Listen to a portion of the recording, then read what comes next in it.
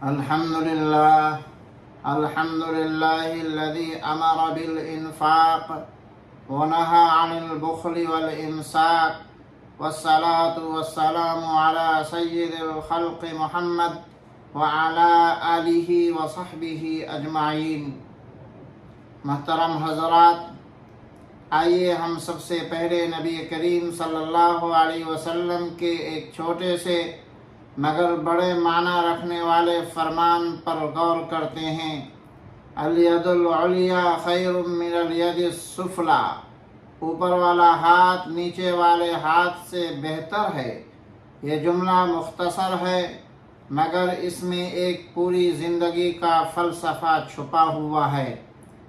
پیارے بھائیوں، اوپر والا ہاتھ ہے دینے والا، سخاوت کرنے والا، مدد کرنے والا۔ نیچے والا ہاتھ ہے مانگنے والا، محتاج بننے والا۔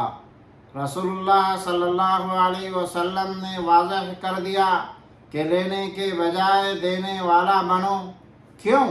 اس لیے کہ دینے والا ہاتھ عزت کا ہاتھ ہے، لینے والا ہاتھ کمزور کی علامت ہے۔ اللہ رب العزت قرآن میں فرماتا ہے، لن تنالوا البر حتى تنفقوا مما تحبون، تم ہرگز نیکی کو نہیں پہنچ سکتے جب تک اپنی پسندیدہ چیزوں میں سے خرچ نہ کرو۔ یعنی حقیقی نیکی یہ ہے کہ جو چیز تمہیں خود عزیز ہو وہی اللہ کے راستے میں دوسروں کو دے دو۔ اور فرمایا، مثل الذین ينفقون اموالهم فی سبیل اللہ کمثل حبۃ انبتت سبع سنابل، اللہ کے راستے میں خرچ کرنے والوں کی مثال ایک دانے کی سی ہے جو 7 بالیاں اگائے اور ہر بالی میں 100 دانے ہوں۔ یہی ہے اوپر والے ہاتھ کی برکت۔ میرے عزیزو، نبی کریم صلی اللہ علیہ وسلم دنیا کے سب سے بڑے اوپر والے ہاتھ تھے۔ حضرت انس رضی اللہ تعالیٰ عنہ فرماتے ہیں کہ نبی کریم صلی اللہ علیہ وسلم سب سے زیادہ سخی تھے، اور رمضان میں آپ کی سخاوت تیز ہوا سے بھی زیادہ بڑھ جاتی تھی۔ کبھی کوئی سائل آپ کے در سے خالی نہیں لوٹتا۔ مدینے میں قحط پڑا، ہزاروں اونٹ گلے سے بھرے حضرت عثمان رضی اللہ تعالیٰ عنہ کے پاس آئے۔ تاجروں نے کہا، ہم 2 گنا منافع دیں گے۔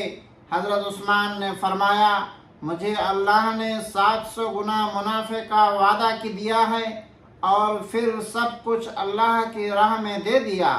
کیا شان تھی اس اوپر والے ہاتھ کی۔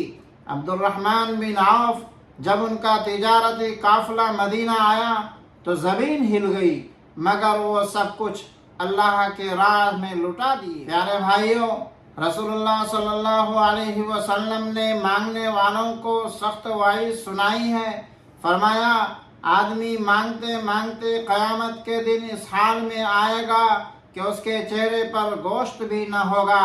اسی لیے ایک صحابی بار بار سوال کیا کرتے تھے تو رسول اللہ صلی اللہ علیہ وسلم نے انہیں کلہاڑی دی اور فرمایا، جاؤ لکڑیاں کاٹو، بیچو اور اپنے گھر کا خرچ اٹھاؤ، یہ مانگنے سے بہتر ہے۔ یہ ہے اسلام کی تعلیم۔ محنت سے کھاؤ، عزت سے جیو اور دوسروں کو مدد دو۔ آج ہمارا حال کیا ہے؟ ہم میں سے اکثر لوگ لینے کی فکر میں رہتے ہیں، قرض کہاں سے ملے گا، امداد کہاں سے آئے گی، وظیفہ کہاں سے ملے گا۔ لیکن رسول اللہ صلی اللہ علیہ وسلم نے ہمیں لینے والا نہیں دینے والا بننے کی تعلیم دے رہے ہیں۔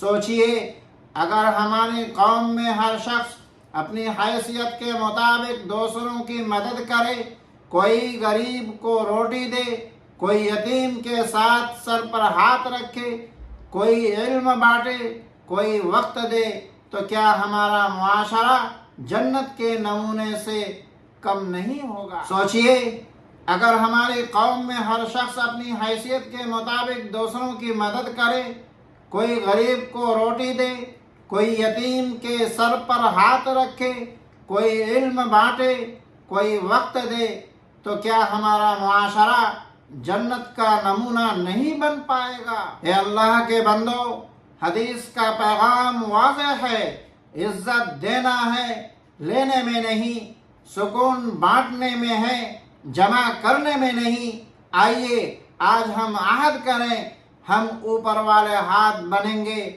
اپنے مال، اپنے وقت، اپنے علم سے دوسروں کی خدمت کریں گے، یتیموں، مسکینوں اور حاجت مندوں کا سہارا بنیں گے۔